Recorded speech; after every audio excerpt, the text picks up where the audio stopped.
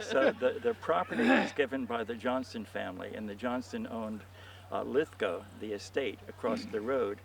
And this area was known as Lithgow because of Linlithgow. That's where the Johnston, in Scotland, where the family came from. So Lithgow was the generic name for the area. And when the church was created, it was created on a parcel that the Johnston family gave because so many of his family members ended up dying early, and their tradition had been to be buried at your farm. And the realization was that they needed a cemetery area, so he gave the property for this. And then eventually, and that's why his stone is here, eventually you had the building, the original church for St. Peter's in that area, and the stones represent the pews for it. And if you look at the configuration of it, you can also see what was the original driveway, which follows right along the stones.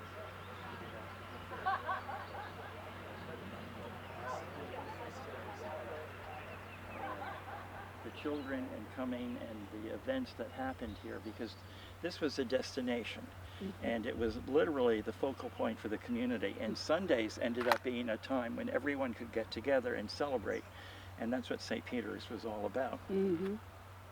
And each of the communities had its own distinct character. For instance, in one area of our community, you had the Quakers, so you have the Quaker Meeting House and their stories with it. And then other areas, you have Baptist, and then you've got, every area has its own identity, and early on you have those different communities and what they ended up doing with their jobs and occupations with it. Anything else to add, Nan? She's heard it so many times. I have, and I learn something new every time I do. But David, I think the one thing I would add is that David was reading the diaries of Vanderburg, who lived in the house across from the current church, and read about the celebration of Decoration Day and how they would serve gingerbread and lemonade, and the children would strew flower petals on the grave sites. Therefore, the tradition And we continue. therefore the church reintroduced Yes. that tradition once they read Thanks to your about it research. having happened Yeah. in the And it was 19th called century. Decoration Day long before Memorial Day. And Decoration Day was what my parents always called it. Yes, exactly. yours too, Lois. probably. Yeah. Yeah, absolutely. Yeah. Yeah. And they went to decorate the graves of their forebears Oh, did. yes, absolutely. That was the whole point. Where? in Massachusetts. Very, very interesting. Thank you, David. My pleasure. So Really. basically, well, there's very little more to do other than to point out, again, if you're looking back, you can see the rows for the original early cemetery that was here behind the church. So that was the norm. So you had the cemetery burial ground behind the church itself, and then in front of the church, ultimately when this building came down, the first building caught fire on a Tuesday and was destroyed, and that's when the reason, the justification was to move the church to where it is now and set it up there. And at that point, that's when these others were built, were buried on the site of the original church for the destination. So each stone has a story. And you see all of these, this whole area would have been the Johnson family with the obelisks. This would have been back of the burned down church. Then. Yes, this is And the front directly door was facing the road. facing the road, absolutely.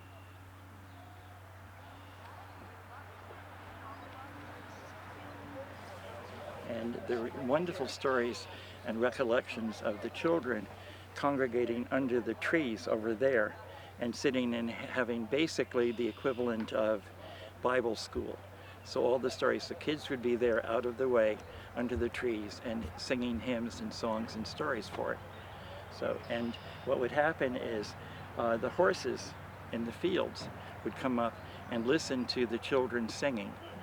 So you can imagine horses in that field, the kids under the trees in that area, and then the adults basically here for the sermon and the other events. Beautiful. Yeah. Beautiful image. So that's really the evolution. Nan, anything else? No, just it's interesting to walk through and read different gravestones And as you walk through, recognize yeah, names. do walk through, because you'll recognize, oh, I know that name, I know that name, I know that name, because the descendants are all in the area. And even though the descendants may not be, the road names are. So you'll see them because of that. This is a wonderful tradition. Yeah, basically, the Quaker community, there was a lot of hostility towards the Quakers because they didn't follow the traditional rituals. So the Quaker community ended up, many of them had farm connections and mill connections from Rhode Island to other areas. So they left what would basically be the Poughkeepsie area along the river, which was the property everyone wanted. And they moved in here because with the east branch of the Wappinger Creek, they had water power that they could use for the mills. So they had their mills set up in this area. And the Quakers were the first to disavow slavery. So you had a free black population that lived in the area as well. And many of them worked in the different mills. So those stories and those traditions have all been documented and coming down. So the cemetery reflects the community, but the community, the greater community, has a fabulous story to say. And as you look through, for instance, think of Hart's Village now, and you think of the mill complex that was there, and that is with the water power. And what's interesting was in the community, no one wanted to have anything to do with Catholics. And if you were Irish or Italian, forget it. No one wanted anything to do with it.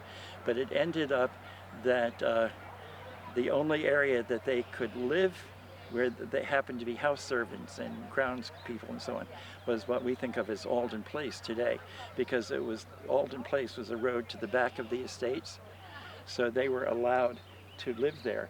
And those stories in the communities and having their stories told and documented is really amazing with it. And you think, wait, how could that be? All But part of the evolution. the evolution of the community. The community. And I have a question. I Yes. have understood from Susie Clark that the Johnson family was perhaps a family that kept slaves because they oh, have they all did. Yes. irons in Yes. in their original basement, Absolutely. indicating restraint. Absolutely. Yeah. And slaves were part of the formula for if you had an estate, you needed workers. Isn't that one of the reasons that there was such an that the Quakers were so shunned because they were anti-slavery? Mm-hmm. Oh, absolutely. That and the fact that they didn't follow the normal rituals, and even the thee and thy, and you know the And not singing. and not singing. Right. That's Singing, it. Right. that's the part I find difficult. Yes. I do too. Yes. So all those, the evolution of those and the family traditions are pretty amazing. Mm-hmm. And we're fortunate that there was a woman who grew up in the area, one of the farm communities, who was very athletic, and at 18 she was diagnosed with rheumatoid arthritis, and she very quickly lost the ability to walk and spent the rest of her life in the equivalent of local nursing home. And her name was Louise Tompkins. And what Louise ended up doing, because she knew everyone, they would come in and tell her their stories. And she created what is the history of the area, and it's all Louise Tompkins. And she is buried And where in the cemetery. Where can one see it? That The- history. Oh, In the library? Library Oh, the has library. them. Yeah, or Yes. the Absolutely. And I bookstore. think the bookstore has a Oh, copy really? of her Yes. books. Well, that's interesting. I have. And yeah, she had in the local newspaper, it was very popular, and so she had I think every other week there'd be a column in the paper, and it was mostly based on the interviews that she had with different people, and those were consolidated and created into a book, Louise Tompkins, and that's unlike a lot that has the story of the everyday people. And she was fabulous. And when we first moved in 1984, she was still alive at the nursing home. So we were able to visit with her. And her gift was, you went into a room, and here's a woman totally bedridden, And by the time you left, you forgot that, because she had the ability to transport everyone to the time, and she knew everyone.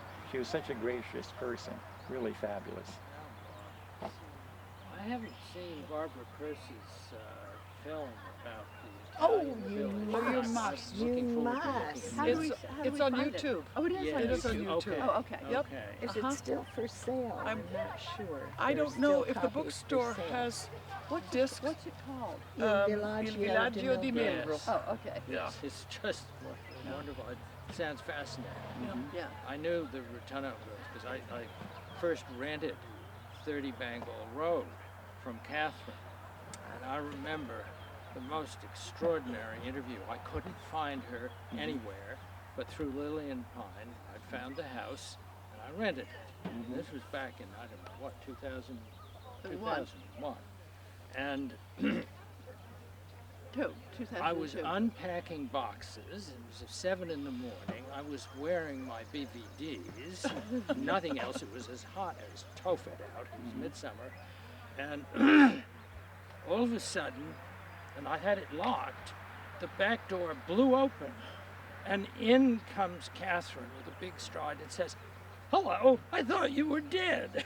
Got an opener. And that was the opener. And we became very good friends. She was a real character. And for Oh, me, my goodness. the joy I had when we moved in 1984, there were so many family rivalries. And one family wouldn't talk to another branch of the family and so on. But I was the offcomer, so I was neutral territory. So I was able to go and they'd tell me their stories and what it was like growing up, and the biases and the prejudices. And things like in the school, if you were fortunate enough to stay in school, because so many of the kids left as soon as they could work, but if you stayed in the school and if you were Catholic or Irish, your job was to get the fires going and all the menial tasks for it, because those were the things that were for you. And the stories of that and what that they had to share, and the stories amazing. And in their family, the incredible emphasis on education that they had, because they aspired to so much more. And the other thing is the banks at the time discouraged their savings. So what? Really? Yeah, because they Discourage the savings of the Irish and yes, Italians. Catholics. So what happened is the Rotunno family saved every penny, and as soon as they had enough, they'd buy a piece of property and then buy a piece So of that property. explains, that's very Interesting. Yeah. That, because I know Catherine was absolutely, and so was Charlotte, focused on real estate. Yes. I didn't understand it. It was really a very big Interesting. deal. And that was the Interesting. tradition. That changed, of course, over time. But Yes, yes. initially, Did you ever know Reed Rotunno, who was their brother? No, he was the head of the Cornell? landscape architecture school at the New York State University of my. Syracuse. no, I didn't. Famous We knew landscape Augie architect. Rotunno, who was And town did 30 supervisor. Bangor Road. If you look at the trees and the planting, it was all done by Reed for his sister. Yeah. And it's And that's lovely. the education piece. I was, Yes. when she told me, "Have you heard of my brother?" I said, "No." And then she told me some stories. That was it. That was the aspiration, and everyone in the family was held to that. It's very Because interesting. that's how they could succeed in buying property. Bank story. That's really. I think that's fascinating. Yes. Yes. Both redlining. Mm-hmm. Yes. The early version of redlining. Absolutely.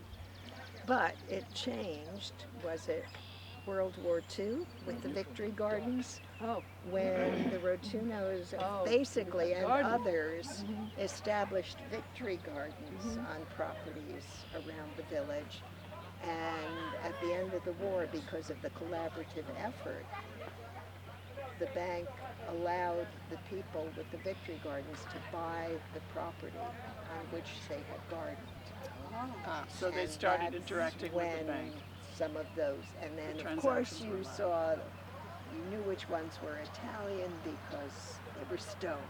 They were And the you go through the stone village and you can masons see the who stone. came in. And what they ended up doing is buying up a lot of the stone walls and incorporating them into the areas of the houses. So if you look at the houses, you go, okay, Italian, Italian, Italian, Italian. because they incorporated the stonework. That's what they were, stonemasons. And those stories. You'll learn more about that in Bellagio. That's right, yes. Yes. When was there? Oh, what were the? It was the Millbrook period Round of- Table. The Yes, round but table before was the the round basic one. table. And before that, you had Millerton had a paper, Uh-huh. and Poughkeepsie, and there were sections of it that documented what was happening in the other communities for it. When did the round table start? Good And question. I should More or know. less. Was it before World War II? Oh yes, Oh. yeah. And the round table had the advantage of sections that really addressed the local population. So it wasn't just the estate owners, it was all the other stories as well. Is there is there an archive of the round table? At the library. And they've got, everything was microfiched, so that you can go in and every single one of them's available. Sorry, they have hard copy too, but getting to those is pretty awkward. Yeah. But you can get the microfiche out and sit at the machine and go Are through. you conjuring a story? No, I already have a story. I'm looking for information, but A it's not said here. Oh, it's not. It's a book I'm looking at, but But it's not based in Millbrook. No, it's not based. in Okay. But Congrats. Thank you for planting a seed. I I encourage don't you. write about places where I live. You don't? No, oh no, that's or summer. But I encourage you dangerous. to look at the microfiche I because will. in addition to the academic component, you've got all the jobs and all the businesses because they all advertise for it. And for the last 26 years, the bank has helped to underwrite the calendars, the annual calendars that we do. And this coming year, this year, it's the landscape, and because of Charlotte Precinct. So all the issues are early postcards and images of landscapes and the farms in the area, which is pretty I exciting. have to thank you and move on because of various. Understood. Okay. Thank you. Thank you. Wonderful to see you. And next year, the focus, I believe, is going to be on those early businesses, the family connections, where they set up and what they sold, based on those early And ads. David has put these together for 26 years. But, Quite a document. and when we What a start, treasure is David.